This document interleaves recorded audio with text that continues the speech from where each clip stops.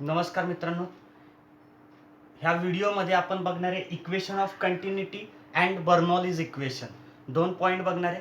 तर equation of continuity पासून आपण स्टार्ट करूया. इफ समजा incompressible fluid flow through the pipe, हा पाईप आहे आणि ह्या पाईप मधून इनकॉम्प्रेसिबल फ्लुइडचा फ्लो चालू आहे. And suppose the flow become steady flow. Flow कसा आहे? स्टेडी आहे. ओके, तर ही बेसिक कंडिशन आपण सुरुवातीला घेतोय. तर इथे बघा, first we take a fluid element. आपण एक फ्लुइड इलेमेंट घेतला. समजा हा एक फ्लुइड इलेमेंट आहे, म्हणजे हा फ्लुइडचा इलेमेंट आहे आणि तो असा पुढे पुढे पुढे जाणार आहे. लक्षात येत आहे? मग ह्या फ्लुइड इलेमेंटला नाव देतो E H P R P S असं नाव देतो मी. लक्षात आले? ओके, तर आता बघा इथे काय होणार आहे. सुरुवातीला इनिशियली ज्यावेळी टाइम किती होता? 0 होता, 0 second. When the time T is equal to 0 second, त्यावेळी हा आपण इलेमेंट घेतला, म्हणजे असा फ्लो चाललाय आणि आपण असा एक स्नॅपशॉट घेतला आणि आपल्याला कळालं की हा फ्लुइडचा इलेमेंट इथे आहे सध्या. लक्षात आलंय? Now here we take a reference point A and reference point B. हे दोन पॉइंट का घेतलेत मी रेफरन्स पॉइंट? तर मला एक्सप्लेन करायचं आहे this incompressible fluid flow through the pipe and the flow become steady. हे मला सांगायचं होतं म्हणून मी हे दोन पॉइंट घेतले, ए अँड बी. तर इथे फ्लो स्टेडी आहे. स्टेडी फ्लोचा मिनिंग काय होतं? The velocity at a given point. म्हणजे ए पॉइंटची तिथली वेलॉसिटी आणि बी पॉइंटची तिथली वेलॉसिटी ही काय राहते? It remains same at every time. म्हणजे ह्याचा अर्थ असा होत नाही की ए ची वेलॉसिटी आणि बी ची वेलॉसिटी सेम आहे. ए ची वेलॉसिटी सपोज आपण कन्सिडर करूया v1 आहे आणि बी ची वेलॉसिटी किती आहे? v2 आहे. डिफरंट आहे, वेलॉसिटी डिफरंट आहे. The velocity is different at different point. लक्षात येते? म्हणजे also the pressure at the different point is different. ते आपण पुढे बर्नौलीज इक्वेशन मध्ये बघणार आहे. तर ए पॉइंटची वेलॉसिटी आपण किती घेतली? v1 आहे. बी पॉइंटची तिथली वेलॉसिटी किती आहे? v2 आहे. हे डिफरन्स काय? तर त्याच्या मागचं कारण आहे, when the fluid flow from a wider region, इथे wider region दिसतोय, then the velocity is minimum, and when the fluid is flow from the narrow region, then the velocity is maximum. म्हणजे ह्या दोघांच्या वेलॉसिटी मध्ये काय difference आहे.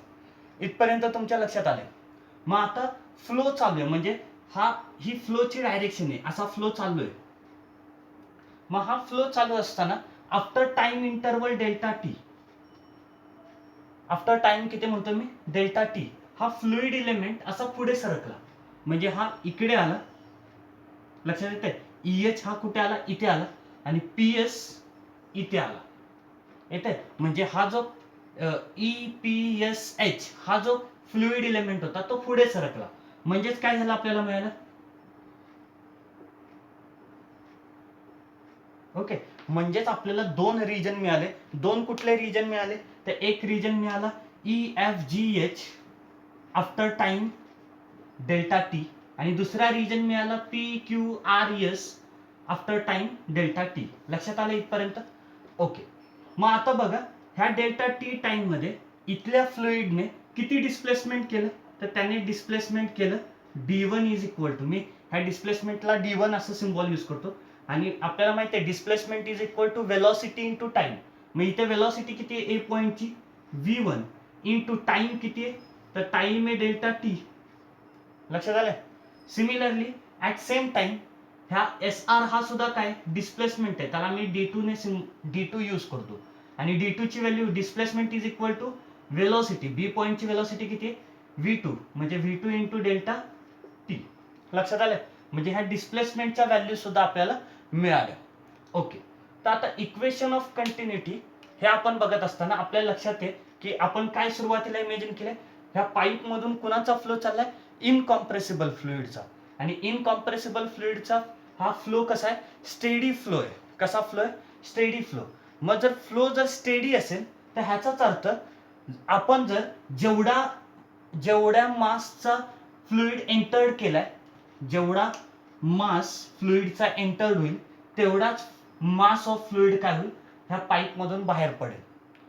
मग त्याच्यावरूनच आपण असं म्हणू शकतो, ह्याचा अर्थ काय होतो? इन सेम टाइम, म्हणजे हा डेल्टा टी ह्या सेम टाइम मध्ये the mass in section E EFGH is equal to mass of fluid in section PQRS असं आपण म्हणू शकतो, कारण की जेवढा मास एंटर होणार आहे तेवढाच मास काय होणार आहे, बाहेर पडणार आहे. म्हणून मी काय म्हणतो, mass in section EFGH in time delta t is equal to mass in section PQRS in time delta t. म्हणजे आपण डेल्टा टी टाइम नंतर बघितलं तर ह्या सेक्शन मध्ये EFGH हा जो शेडेड रिजन दाखवलेत, हे दोन्ही रिजन मध्ये जो मास असेल फ्लुइडचा तो कसा असेल, इक्वल असेल, सेम असेल. ओके, इथपर्यंत कळालं. मग मी EFGH ह्या सेक्शन मधला जो मास आहे त्याला सिम्बॉल यूज करतो M1. त्याला सिम्बॉल काय यूज करतो, M1. आणि इथे जो आहे त्याला सिम्बॉल यूज करतो M2. PQRS मधला मास, फ्लुइडचा मास किती आहे, M2.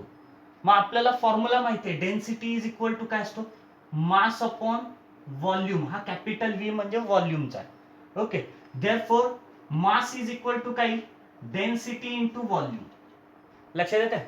ओके, आता व्हॉल्यूम आपल्याला काढायचा. मग कोणाचा व्हॉल्यूम, तर ह्या सेक्शनचा EFGH चा आणि PQRS ह्या सेक्शनचा.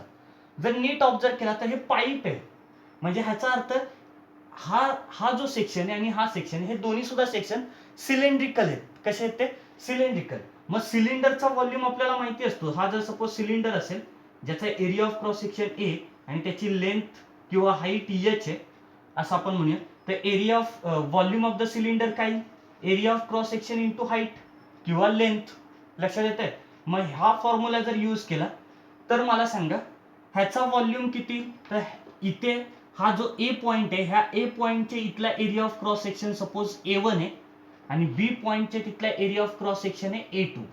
मग व्हॉल्यूम काय, area of cross section A1 into displacement into length D1.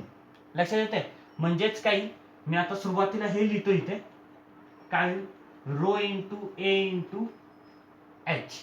लक्षात आलंय. मग त्याच्यावरून मी M1 ची व्हॅल्यू लिहितो. M1 काय, रो. आता रो म्हणजे कोण आहे, डेन्सिटी ऑफ इनकॉम्प्रेसिबल फ्लुइड. इथून जर आपण वॉटर पास केला तर बाहेर पडताना वॉटरच, म्हणजे through out the pipe the liquid remains same. तो इनकॉम्प्रेसिबल आहे म्हणजे डेन्सिटी पण कशी राहणार आहे, सेम राहणार आहे, कॉन्स्टंट राहणार आहे. म्हणजेच M1 is equal to rho into area of cross section किती इथे A1 इंटू हाईट, ह्या सिलेंडरची लेंथ किती आहे HG लाच आपण काय म्हटलं D1. लक्षात येतंय. म्हणजेच तुमचा M1 ची व्हॅल्यू काय मिळाली, row into A1 into D1 ची व्हॅल्यू काय, displacement is equal to velocity into time. म्हणजेच काय येणार आहे, V1 इंटू डेल्टा T. लक्षात आलंय. सिमिलरली ह्याच फॉर्म मध्ये इथे जो फ्लुइडचा मास आहे M2, त्याची व्हॅल्यू काय, M2 is equal to rho into A2 into V2 into delta T. लक्षात आलंय.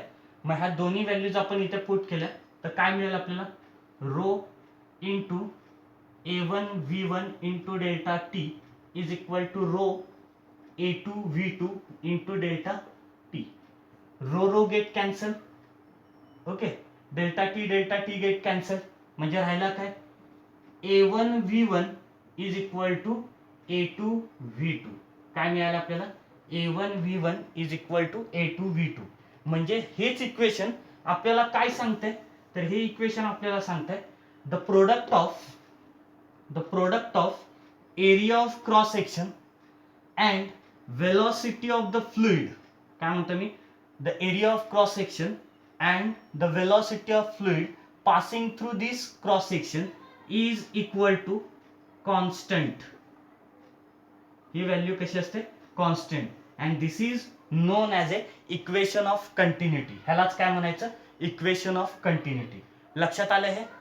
ओके, आता हे थोडंसं नोट डाऊन करून घ्या. हे मी पुसणार आहे, हे नोट डाऊन करून घेतलं. ओके, तर आता बघा इथे आपल्याला व्हॉल्यूम आपण काय म्हणतो, area of cross section into length of this cylinder. मग एरिया ऑफ क्रॉस सेक्शन आपण बघा, मी इथे व्हॉल्यूम लिहितो, व्हॉल्यूमची व्हॅल्यू लिहितो DV. व्हॉल्यूमसाठी सिम्बॉल यूज काय करतो, DV. आणि ह्याची व्हॅल्यू काय, area of cross section into into हा डिस्प्लेसमेंट म्हणजेच ही लेंथ ऑफ द सिलेंडर, म्हणजे त्याची व्हॅल्यू काय व्ही इंटू डेल्टा टी. लक्षात आलं?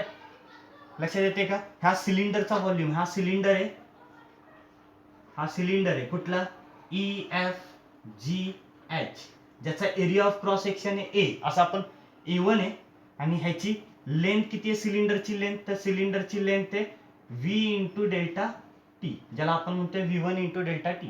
पण जनरल साठी मी काय लिहिलंय V volume of the cylinder is equal to A into V into delta T. लक्षात येते?